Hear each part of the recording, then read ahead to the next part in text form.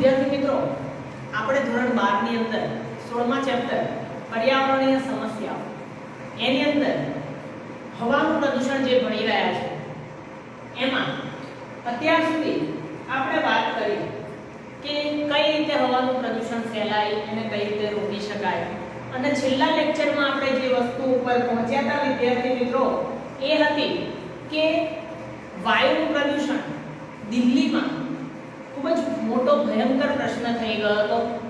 જ્યારે 1990 નો સર્વે થયો ત્યારે ખબર પડી કે વિશ્વમાં દિલ્હી પ્રદૂષિત શહેરમાં ચોથા નંબરે છે. એટલે એને રોકવા માટે, આ પ્રદૂષણને ઘટાડવા માટે સરકારે PIL દાખલ કરી. ત્યાર પછી બધા વાહનોને ડીઝલમાંથી CNG કરવામાં આવ્યા, જૂના વાહનો રદ કરવામાં આવ્યા. આમ ઘણા બધા પગલાં લેવામાં આવ્યા, જેના થકી દિલ્હીની અંદર જે પ્રદૂષણની માત્રા છે એમાં થોડા ઘણા અંશે ઘટાડો થઈ શકે. એ ટોપિકને હવે આપણે આ લેક્ચરમાં આગળ વધારીએ છીએ વિદ્યાર્થી મિત્રો. તો સરકારે સીસા મુક્ત પેટ્રોલના ઉપયોગનું કહ્યું, ઉદ્દીપક વાપરવાનું કહ્યું, CNG નો ઉપયોગ કરવાનું કહ્યું, બરાબર. એ ઉપરાંત બીજું કઈ સરકારે નીતિઓ અપનાવી કે જેના લીધે દિલ્હીની અંદર થોડા ઘણા અંશે પણ ફેરફાર થઈ શક્યો.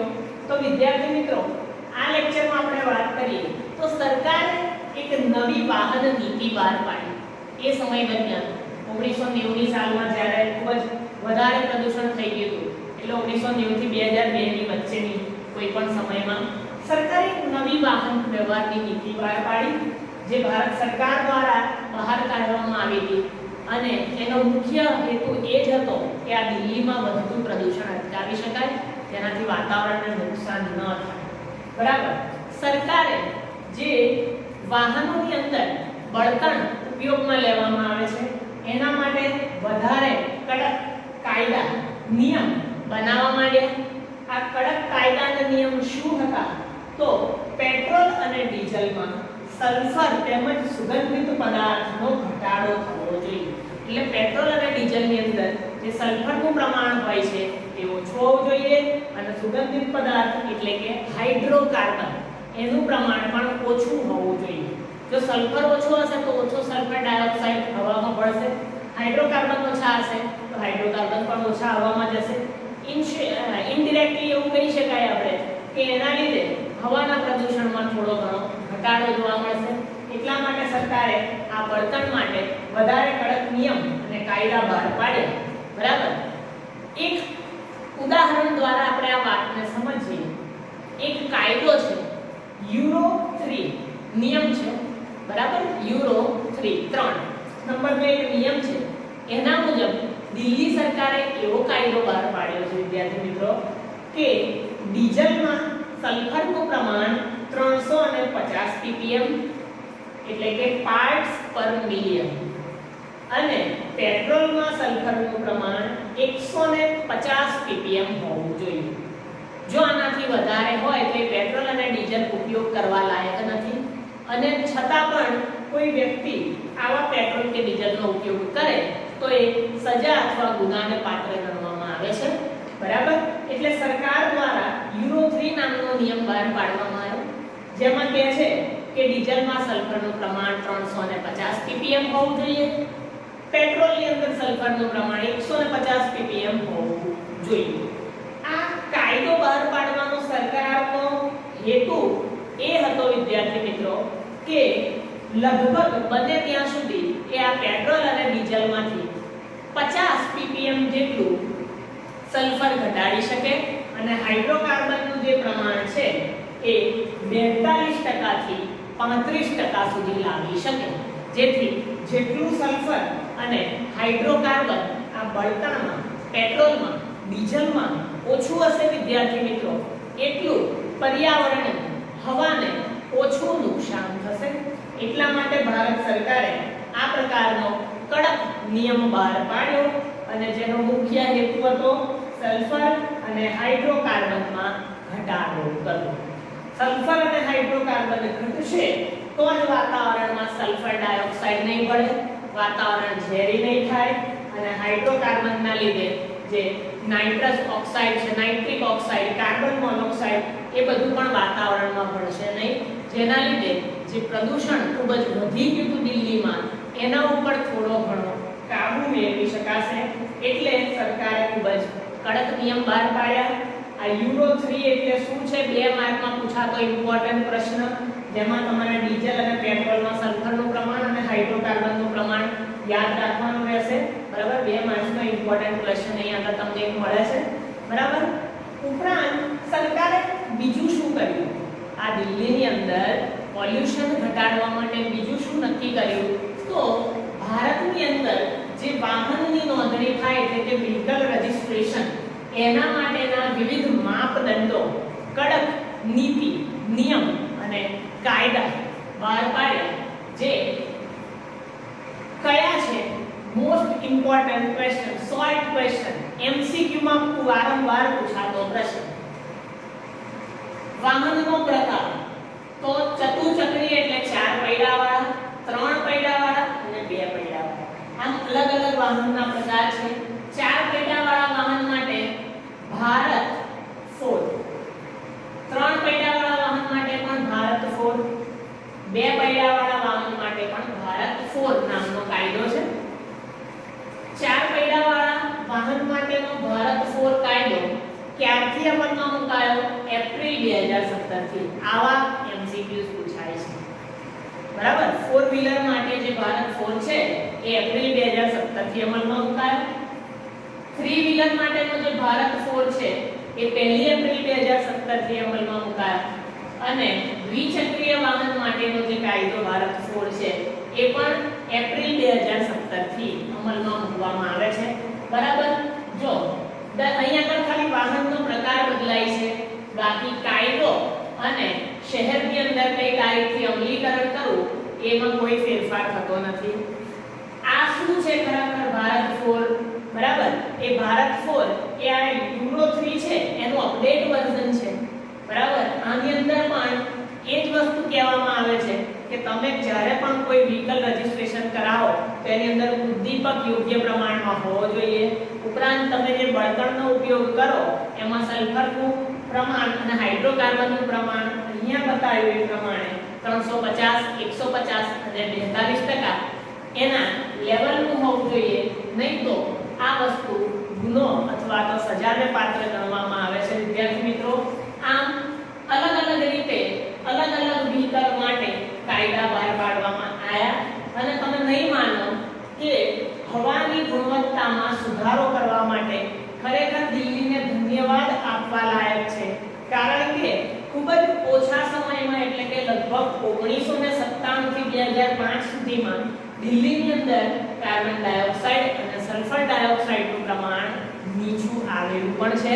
એટલે ભારત સરકારે આના માટે જે કાયદા બહાર પાડ્યા, જે પગલાં લીધા, જે સર્વોચ્ચ અદાલતે પીઆઈએલ દાખલ કરી, થોડા ઘણા અંશે ક્યાંક ને ક્યાંક તો એનું ફળ દિલ્હીને જરૂર મળ્યું છે, જેના લીધે દિલ્હીમાં થોડું ઘણું પોલ્યુશન ઓછું પણ થયું. બરાબર.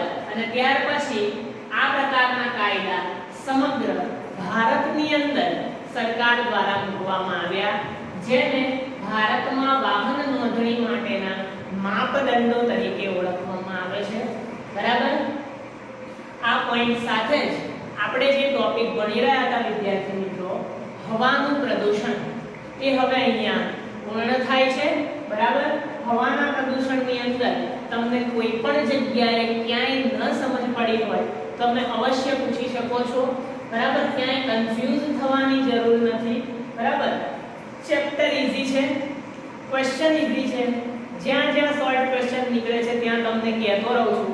છતાં પણ તમારા ધ્યાનમાં ઘણા એવા બધા હશે કે જે એ વસ્તુ અંડરલાઈન નહીં કરતા હોય અથવા એને અલગથી નહીં લખતા હોય, તો એ લોકો ધ્યાન રાખજો. એ પ્રકારના નોટ્સ બનાવજો, હું ચેક કરીશ. બરાબર. અને વ્યવસ્થિત આનું કામ કરજો. ના સમજ પડે ત્યાં તમે મારા નંબર પર ફોન મેસેજ કરીને સંપર્ક કરી શકો છો. અહીં આપણે આ હવાનું પ્રદૂષણ પૂર્ણ થાય છે અને એની સાથે જ દિલ્હીની આત્મકથા પણ પૂરી. તો આ લેક્ચરને આપણે અહીંયા સમાપ્ત કરીએ છીએ. Thank you very much.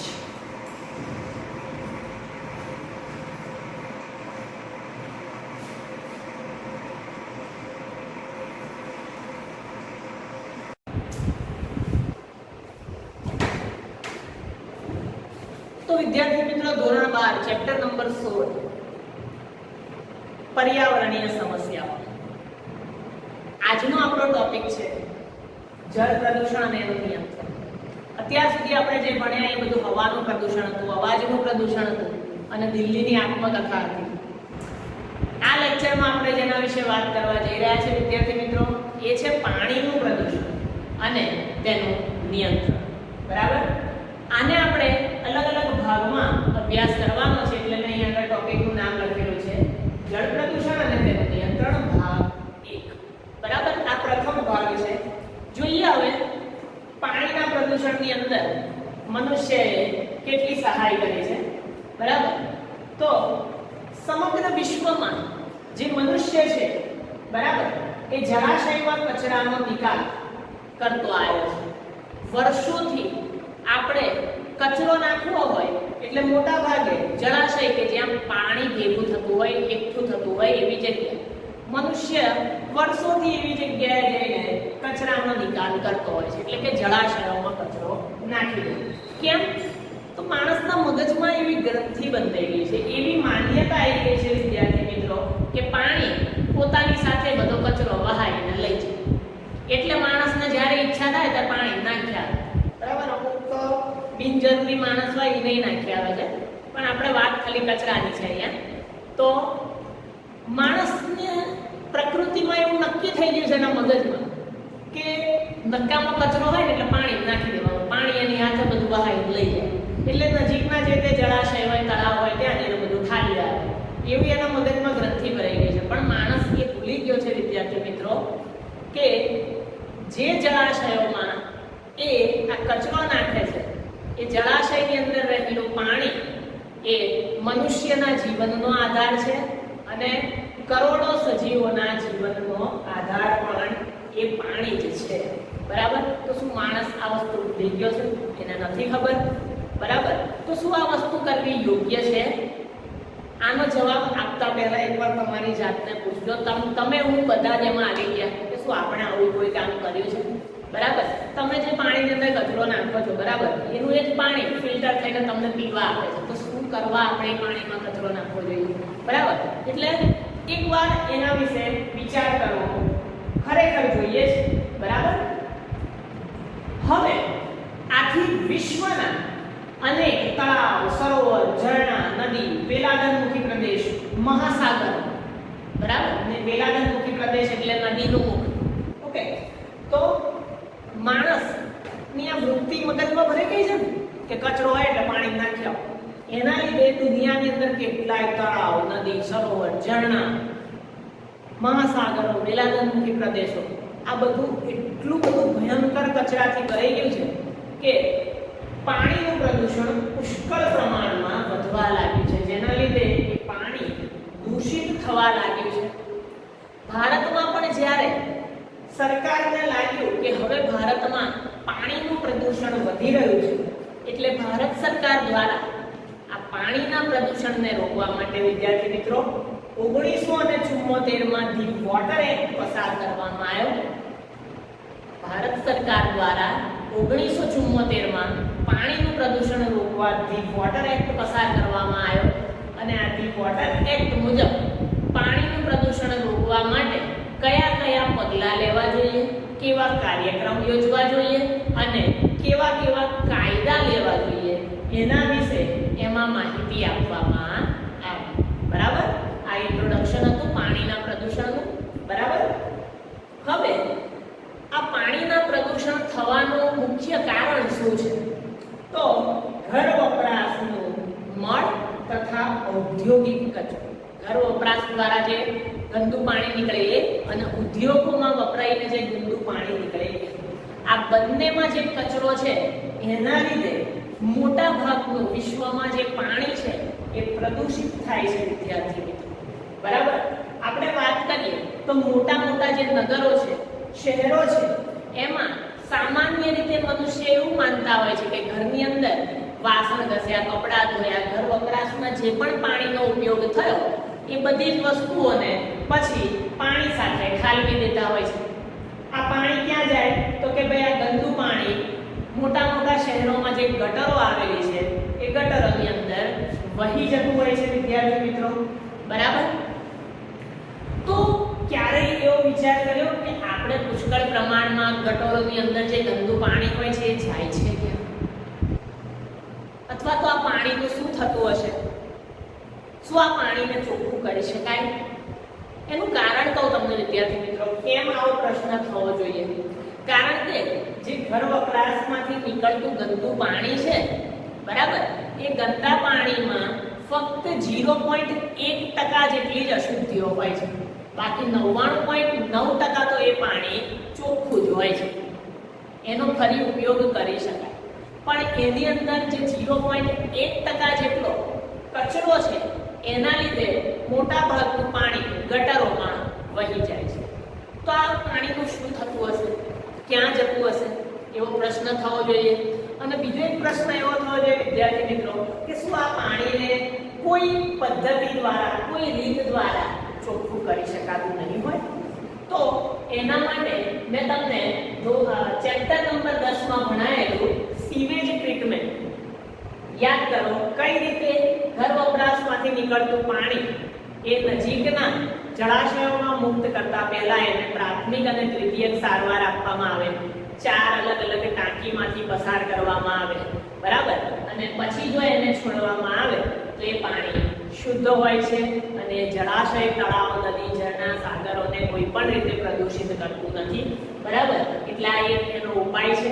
Sewage ટ્રીટમેન્ટમાંથી એને પસાર કરીને પછી એને જો નજીકના કોઈ પણ જળાશય, નદી, તળાવ, ઝરણામાં મુક્ત કરવામાં આવે વિદ્યાર્થી મિત્રો, તો એના દ્વારા અન્ય જગ્યાએ આ પ્રદૂષણ ફેલાતું નથી. જેમ મેં તમને કહ્યું કે આ ઘર વપરાશમાંથી નીકળતું ગટરોનું જે ગંદુ પાણી છે એમાં ફક્ત 0.1% અશુદ્ધિ હોય છે, બાકી 99.9% એમાં પાણી જ હોય છે, કોઈ પણ જાતની અશુદ્ધિઓ હોતી નથી. તો અહીંયા આગળ તમને એક 2 માર્કનો પ્રશ્ન મળે છે કે આ ઘર વપરાશમાંથી નીકળતા ગંદા પાણીમાં 0.1% જે અશુદ્ધિઓ છે એમાં કયા કયા પ્રકારની અશુદ્ધિઓ હોય? તો સૌપ્રથમ એમાં નિલંબિત ઘન પદાર્થો હોય, એટલે કે રેતી, કાંપ અને માટી હોય. બીજું આ 0.1%માં શું આવે? તો કલી, જેની અંદર માનવ મળ, બેક્ટેરિયા, કાપડ અને કાગળ. આ અલગ અલગ પણ 1 માર્ક્સમાં પૂછાય અથવા આખું 2 માર્ક્સમાં પણ પૂછાય. નિલંબિત ઘન કચરો એટલે કે રેતી, કાંપ, માટી. કલી, જેમાં માનવ મળ, બેક્ટેરિયા, કાપડ, કાગળ જેવા પદાર્થ. તથા બીજું 0.1%માં શું છે? તો કે ઓગાળેલા દ્રવ્યો, જેને પોષક દ્રવ્યો પણ કહેવાય છે, બરાબર. એટલે કે નાઇટ્રેટ, એમોનિયા, ફોસ્ફેટ, સોડિયમ અને કેલ્શિયમ જેવા દ્રવ્યો પણ આ 0.1% અશુદ્ધિની અંદર આવી જાય છે, બરાબર. આ જે અશુદ્ધિઓ છે એને જો દૂર કરી નાખીએ તો પાણી ચોખ્ખું થઈ જાય. દૂર કરવામાં કોઈ મુશ્કેલી નથી, તકલીફ ફક્ત એક જ છે કે જે ઘન પદાર્થો છે ને એ તો સરળતાથી ગાળીને દૂર કરી લેવાય, પણ એની અંદર જે ઓગળેલો ક્ષાર છે, બરાબર, એટલે કે આ nitrate, ammonia, phosphate, sodium, calcium, આ બધા દ્રવ્ય એવા છે કે સરળતાથી પાણીમાંથી દૂર કરી શકાતા નથી, બરાબર. એટલા માટે આ પાણીને જો ચોખ્ખું કરવું હોય તો એના માટેની જે સારવારની પદ્ધતિ છે એ થોડી ખર્ચાળ છે. બીજું જે માનવ મળ છે, બરાબર, તો માનવ અને પ્રાણીઓના મળની અંદર પુષ્કળ પ્રમાણમાં કાર્બનિક પદાર્થ હોય, બરાબર. અને આ કાર્બનિક પદાર્થ એ બેક્ટેરિયા અને સૂક્ષ્મજીવનો ખોરાક છે. એટલે મળની અંદર જે કાર્બનિક પદાર્થ રહેલો છે એને બેક્ટેરિયા અને સૂક્ષ્મજીવો વિઘટન કરી નાખે છે, એટલે એ પણ દૂર થઈ શકે છે. ઘન પદાર્થ પણ દૂર થઈ શકે છે અને ઓગળેલા જે ક્ષાર છે એ પણ દૂર થઈ શકે છે, પણ એને દૂર કરવા ખાલી થોડા મુશ્કેલ છે, બાકી કઈ છે નહીં. ઇન શોર્ટ, પાણીની અંદર 0.1% અશુદ્ધિમાં આટલા પદાર્થ કાઉન્ટ થાય છે, બરાબર. અહીંયા આ લેક્ચરમાં આપણે હવાનું જે પાણીનું જે પ્રદૂષણ છે અને નિયંત્રણ છે એના 1 માં જોયું કે કઈ રીતે સૌપ્રથમ તો પાણીનું પ્રદૂષણ થયું, બીજું ઘર વપરાશનું જે ગંદુ પાણી વહે છે જો એને યોગ્ય નિકાલ કરવો હોય તો કઈ ટ્રીટમેન્ટ કરાય, એની અંદર આવેલી અશુદ્ધિઓ કેવી હોય છે, એમાંની કઈ અશુદ્ધિઓ દૂર કરી શકાય સરળતાથી, કઈ ન કરી શકાય, અને મળની અંદર રહેલા કાર્બનિક પદાર્થનું શું થાય, એવી અલગ અલગ વસ્તુઓ વિશે આપણે ભણ્યા. વિદ્યાર્થી મિત્રો, આગળનો પોઈન્ટ હવે આપણે આની પછીના લેક્ચરમાં ભણીશું. આમાં તમને કંઈ પણ ન સમજ પડી હોય, કોઈ પણ જગ્યાએ કન્ફ્યુઝન લાગે તો તમે મારી સલાહ સૂચન લઈ શકો છો. બાકી આ એકદમ ઈઝી પોઈન્ટ છે અને આ ટોપિક ખૂબ જ વ્યવસ્થિત રીતે વિચારીને સાંભળીને ધ્યાનથી તૈયાર કરજો. બરાબર? આની સાથે આપણે આ લેક્ચર પૂર્ણ કરીએ છીએ. Thank you very much.